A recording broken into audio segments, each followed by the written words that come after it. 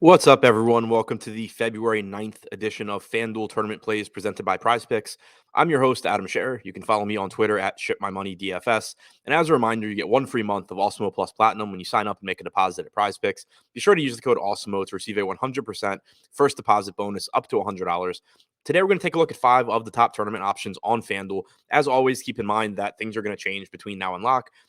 Excuse me.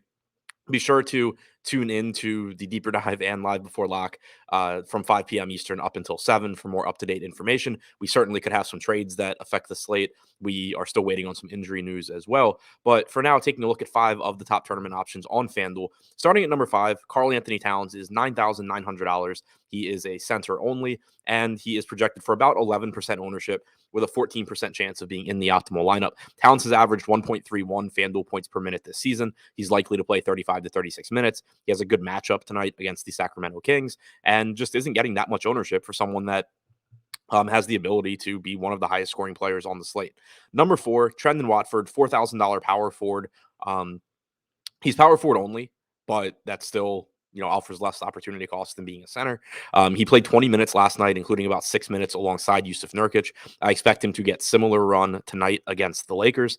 Watford's averaged about 0.88 FanDuel points per minute this season and is currently projected for 6% ownership with a 10% chance of being in the optimal lineup. Number 3, Andrew Wiggins, $6,700 small forward, projected for 8% ownership with a 12% chance of being in the optimal lineup. Klay Thompson is out for the Warriors tonight, and that should benefit Wiggins.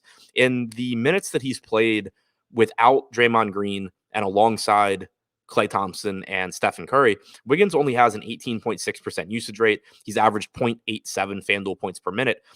Without Klay or Draymond on the floor, however, Wiggins has a 23.5% usage rate. He's averaged 0.98 FanDuel points per minute. You're likely to get 34 minutes or so from him tonight against Utah.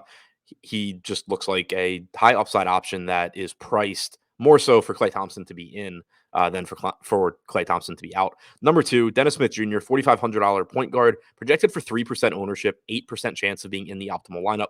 Dennis Smith Jr. is a low probability option, but he could certainly pay off very nicely at this salary. The Blazers are still shorthanded. We expect them to have 9 active players tonight. Dennis Smith Jr. only played about 20 to 21 minutes last night. That included some garbage time run. So you could certainly make the case that he was only supposed to play around 16 minutes last night. And if he plays 16 minutes tonight, you're not likely to be happy that you have him in your lineup. The reason that I'm interested in him in tournaments, however, is because it's not going to take much for him to get more playing time than he did last night. You had 33 minutes go to Justice Winslow last night. There's no guarantee that happens again on the second half of a back-to-back. You had 32 minutes go to Macklemore. You had 34 minutes for CJ Ellaby. If any of those guys lose playing time for any reason, whether it be back-to-back, whether it be foul trouble, playing poorly, whatever, there's any number of reasons that guys lose playing time within any single NBA game, you're just likely to get those minutes going to Dennis Smith Jr. And he's averaged about 0.9 FanDuel points per minute this season. So it wouldn't take much for him to pay off this $4,500 price tag at very low ownership. And number 1, the top tournament option on the slate as things currently stand, Anthony Edwards is projected for 16% ownership, but has a 23% chance of being in the optimal lineup. He's only $7,400. He has small forward and shooting guard eligibility, so you can roster him at 4 different spots in your lineup. Has a good matchup against the Sacramento Kings, and he's averaged about 1.07 FanDuel points per minute this season. He's likely to play 35 or 36 minutes tonight. Minnesota has the highest implied total on the board right now at 122.